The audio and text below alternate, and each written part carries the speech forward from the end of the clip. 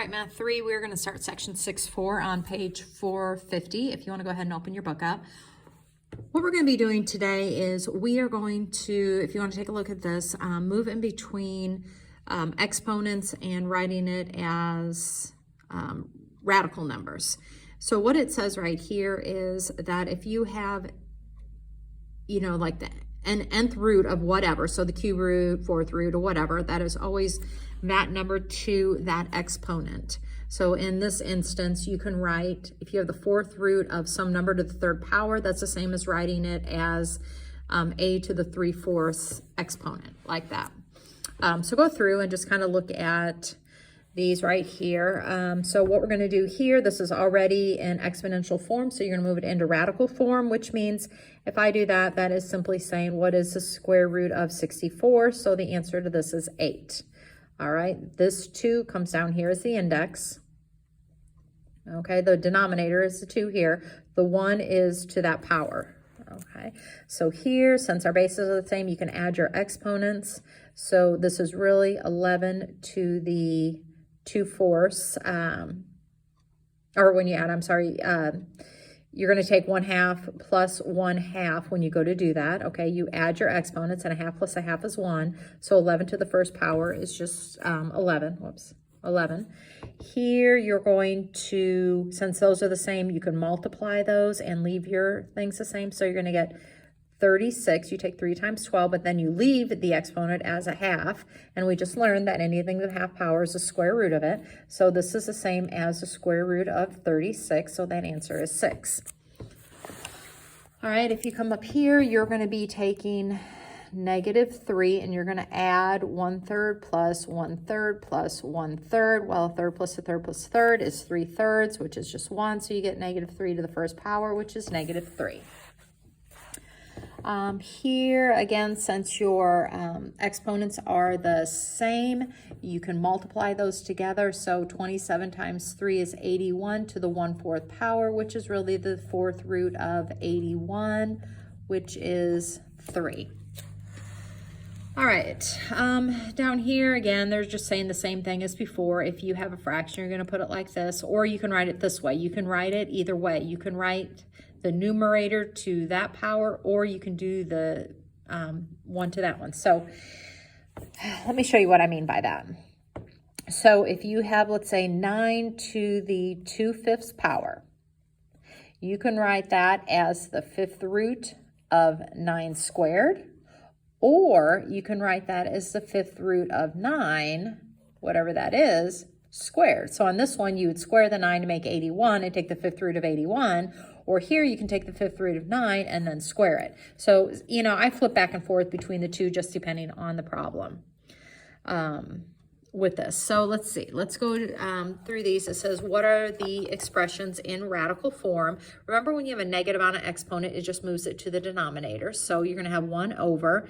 This will become the 8th root of w to the 5th power, or you can put in parentheses and put the 5th power out here. This one right here, 2/10 is really 1/5. All right, so I converted this decimal into the fraction, which just really means I want the 5th root of w to the first power, or again to the first power. Here they want you to write the expression in exponential form. So you're going to take what's underneath.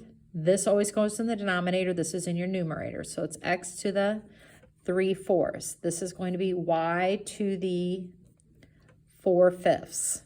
All right, so all you need to be able to do is convert back and forth between those two types of things to write that. So again, here we go. We have a negative in that, so I'm going to do 1 over, and it's going to be the 4th root of t to the 3rd power. Again, you can do parentheses to the 3rd power. This one, you want -10 to the 1/2. Here you're going to take 5xy to the 6/3, which is really just squared. All right, here, 1 and that, it's going to be 1 and 1/5, which converts to 6/5. So it's y to the 6/5 power, which is the fifth root of y to the 6, like that. All right. You can just go, these are just word problems. It's giving you the formula. You can put that in for your stuff, your distance or whatever, and you solve. Okay, coming over here, it's just reminding you some of the exponential rules. We just talked about this. If these are the same, then you add your exponents. If you have an exponent to an exponent, you multiply. If you have something like that, you distribute it across, and it gives you an examples of each of them. Here, like I just said earlier, if you have a negative exponent, it moves it to the denominator. If you're dividing, you subtract your exponents. If you have a division with an exponent out, it goes to both of them. And again, it gives you examples. All right, so what it really wants you to do is, like on this one, this is really 3 to the 1/2 power. This right here, it's a multiplication, is 3 to the 1/4 power. And what it wants you to do is to put those together. So if you add a 1/2 and a 1/4, you can go to your calculator and do that, or you can get your common denominators. A 1/2 is really 2/4, 1/4, you get 3/4. What do we want to write it? What is the product of the quotient in simplest form? So you can leave it like that, or you can convert it back to 3 to the 3rd power, something like that. Here again, you're going to have 7 to the 1/2 times 7 to the 1/3. Get your common denominators, and it gives you 7 to the, I think it's 7/12. 7/12, which is the 12th root of 7 to the 7th power. Let's see, maybe 1/4 plus 1/3, common denominator is 12. 3/4, yeah, 7/12. All right, so I think that's all it's wanting from you on there. Over here, all right, what is the number in simplest form? We're on page 454. Again, that negative tells you to put it down into the denominator. You're going to take the 5th root of 32, which I know is a perfect 5th root, and then I'm going to cube it. Well, the 5th root of 32 is 2, so it's really 2 to the 3rd power. Well, 2 to the 3rd power is 1/8. All right, here they want the 4th root of 16 to the 3rd power. Again, that 3 can either go underneath or here, but I can handle this. The 4th root of 16 is 2, so again, it's 2 to the 3rd power, which is simply 8. Here, let's see, 3.5 is 3.5. Well, 3.5 really converts to 7/2. So I am taking 9 to the negative 7/2, so that's 1 over the square root of 9 to the 7th power, which is 1 over 3 to the 7th power, so whatever that is. All right, here I want the cube root of -8 squared. Well, the cube root of -8 is -2, and -2 squared is 4. Here you want to change that to 3/4, so I want the 4th root of 10,000. Okay, which I believe is 10, and then to the 3rd power. Up here at the top of page 455, you're going to take that to both of them, and again, it will be 1 over, so you're going to, because of that negative, and you're going to then make that become a positive because you're moving it. So I get 8 to the 3rd power, which is the cube root of 8. And then when I have an exponent to an exponent, I multiply them. So 15 times a 3rd is just plain 5. So this is what I have in the denominator. So what I really have is, that's an equal sign. The cube root of 8 is 2x to the 5th. All right, so let's go through another one of those. This 3/2 goes to everything in here. So I'm going to make this y. So I have 9x y to the 1/4. And I'm taking all of that to the 3/2. Well, the 3/2 goes to everything in here.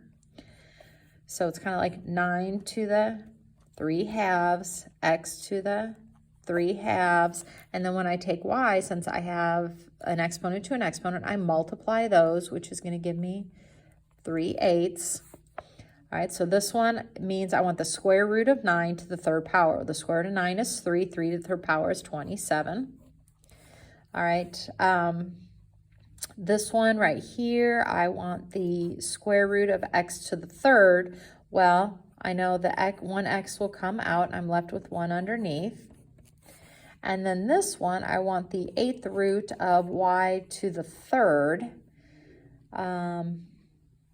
which doesn't even work with that, so it doesn't go in. So I guess times the 8th root of y to the 3rd, and that's your whole finished answer, I guess, right there.